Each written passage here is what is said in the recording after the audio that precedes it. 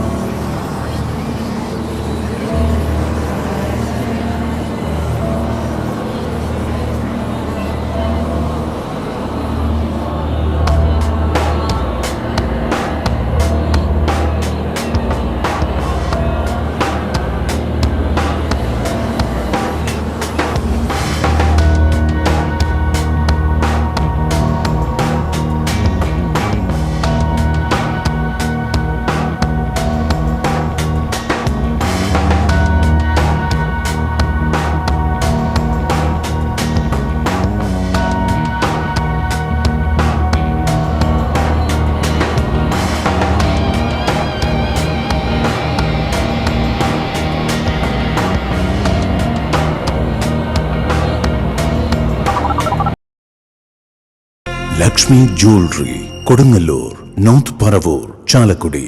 Chirayath jewellery, south junction, Chalakudy.